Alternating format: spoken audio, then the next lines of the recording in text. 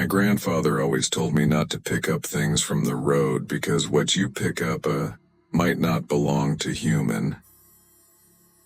I have a friend named Tom. We both work in construction. I really enjoy the flexible schedules and decent income. Since we're both single and live close by, we often meet up at a local bar in the evenings to have a few drinks and a bit of chat. One day, as we met at our usual spot, Tom seemed particularly happy from the moment he walked in.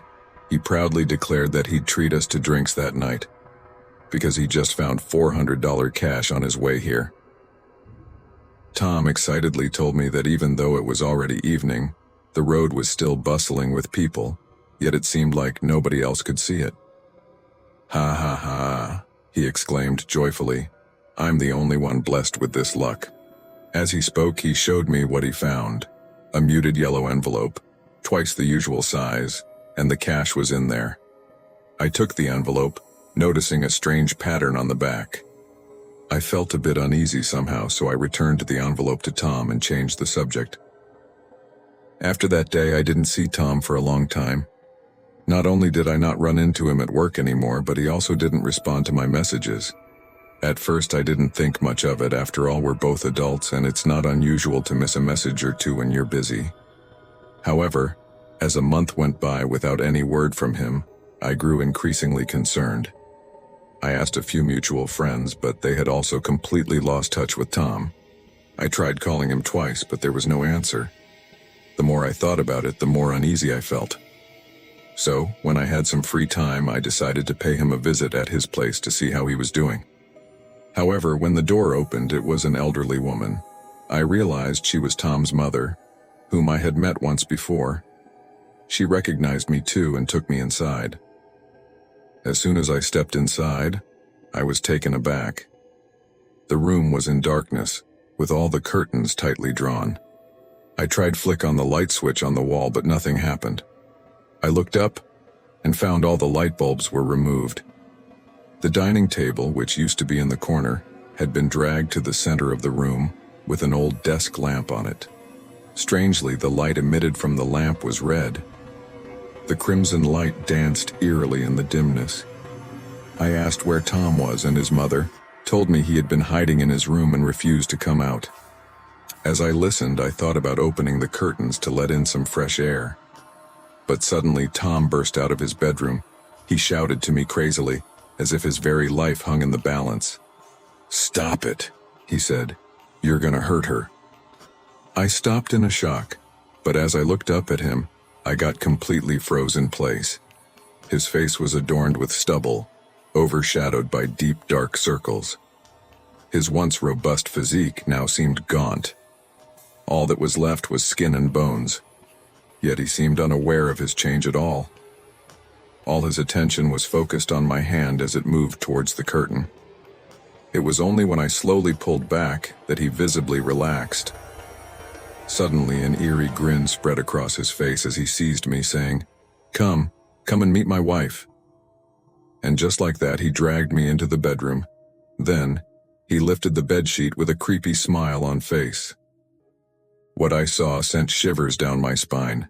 It was a doll, half of a human size, lying on the bed. Its eyes seemed to pierce through me. I recoiled in fear, but Tom pushed me closer, asking me to say hello to it. I felt utterly absurd and shocked as he seated on the bed, lovingly hold the doll in his arm, their heads leaning together intimately. With a look of pure happiness and anticipation, he looked at me.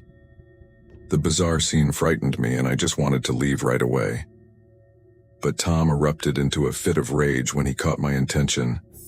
"Are you gonna leave without even saying hello?" His face was contorted with rage, and shouted at me. I was terrified, and I stumbled backward, crashing into the door. I grabbed the doorknob and tried to open it, but it seemed to be locked from the outside. Faced with Tom's hostility, I had no choice but to reluctantly call out, "Hello." Suddenly, I seemed to hear a strange laughter echoing right beside my ears. I was so terrified. Banging on the door, I called out for Tom's mother to unlock it. Tom didn't stop me this time. He turned around and sat on the bed, cradling the doll, muttering something I couldn't make out. Suddenly, with a click, the doorknob that had been stuck before turned on its own. I dashed out of the room in fear, only regaining some composure when I got to the front door, and I began to ask Tom's mother about what had happened. She told me that Tom used to come home for dinner every week, but about a month ago, he stopped going home. And he wouldn't answer his phone either, so she came to check on him, only to find him in his current state. A month ago? I immediately thought of the envelope and money he found, and I told his mother about it. Upon hearing this, her face turned pale, as if a sudden realization struck her. She hurried back into the room, grabbed the red lamp from the table, and prepared to throw it to the ground.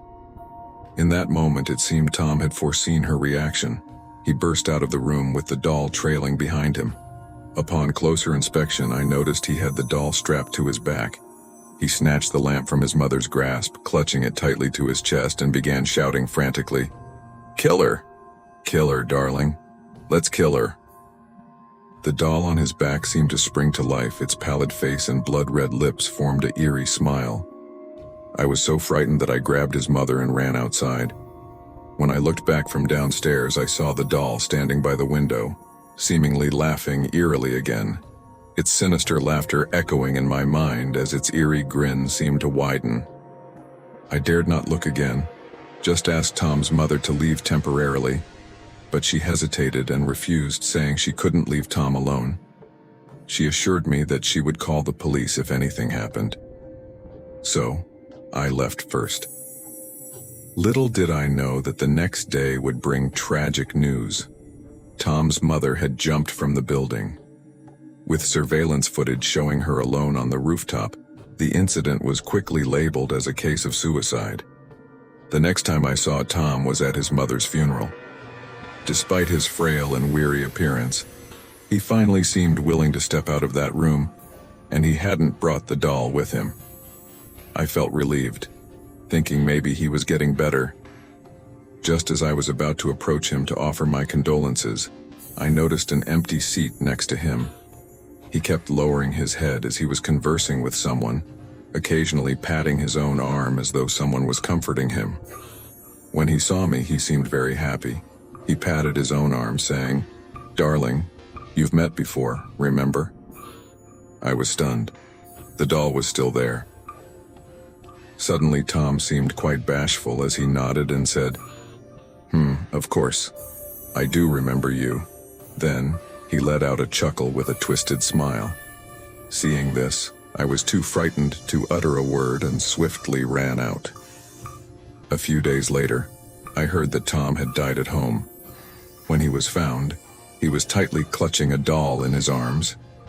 Later, I heard a story that some individuals who passed away at a young age, in order to appease their spirits, their loved ones would find them a partner.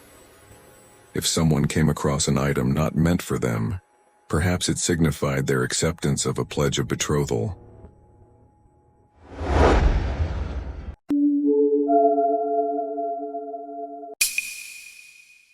Should I stop the car if I see something strange when I'm alone in the countryside? After falling sick last year, I've had this coughing issue, sometimes so bad it wakes me up at the middle of the night. When my buddy Alex heard about this, he arranged for me to stay at a sanatorium in the mountains. He said the air there was crisp, and they had this new treatment that worked wonders for lungs. His father had stayed there for a while a few years back, and it had helped him greatly. Alex even offered to drive me there himself, which I appreciated deeply. We set off on a Saturday morning. Along the way, he kept talking about this place, and I was so looking forward to it. Right before we arrived, we had to pass through a long tunnel, about 1 kilometer long. Maybe because it was too early, we didn't see any other cars on the road. As we entered the tunnel, I noticed a black van parked by the roadside, hazard lights flashing, seemingly broken down.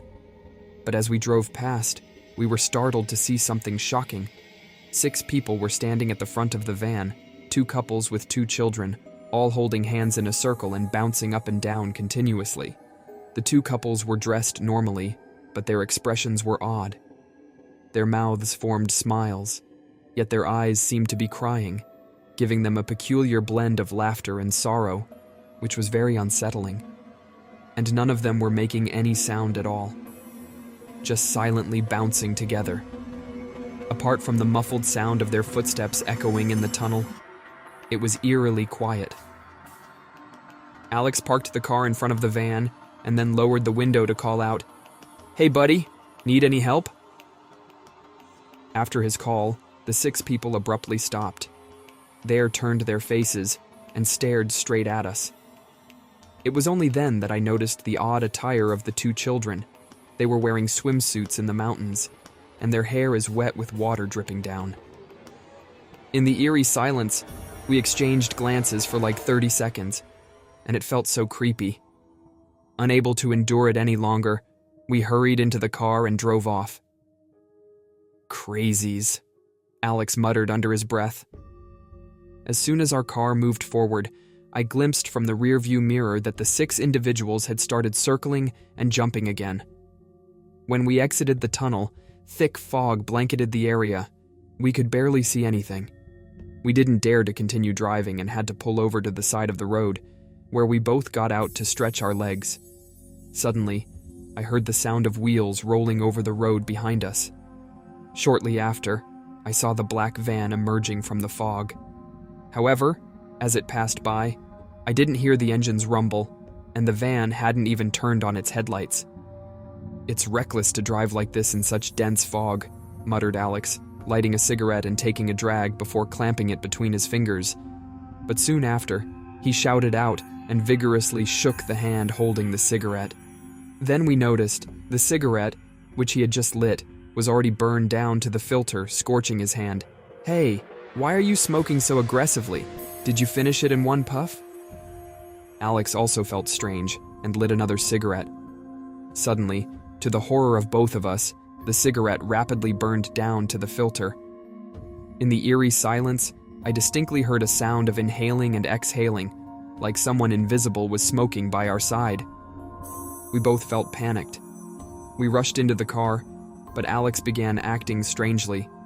He gripped the steering wheel tightly, widely opened his eyes, and his right foot pressed hard on the gas pedal. I was terrified. I quickly pulled the car in park gear, removed the car key, and shaked Alex's shoulders vigorously. He turned his face towards me, glaring fiercely, and shouted, "Why don't you come with me?" In that moment, Alex's demeanor changed drastically. He was no longer himself, but appeared as a ferocious child. Then, he opened the car door and walked out into the fog, bouncing around with his hands half raised, as if holding on to something. I stepped out of the car, and to my horror, I noticed 2 vague, translucent figures beside Alex, almost blended into the fog, holding Alex's hands. I rushed over, dragged him back into the car, and locked the doors. Suddenly, I heard a sharp thud on the car door, followed by several moist handprints appearing on the window, yet there was nobody in sight. It wasn't until half an hour later, when the fog finally cleared, that we saw the black van we had seen earlier parked not far ahead. Inside were the 2 couples, both deceased, having drowned. Oddly, their clothes remained dry.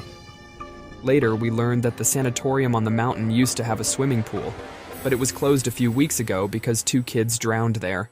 Perhaps they were too lonely and wanted to find someone to play with.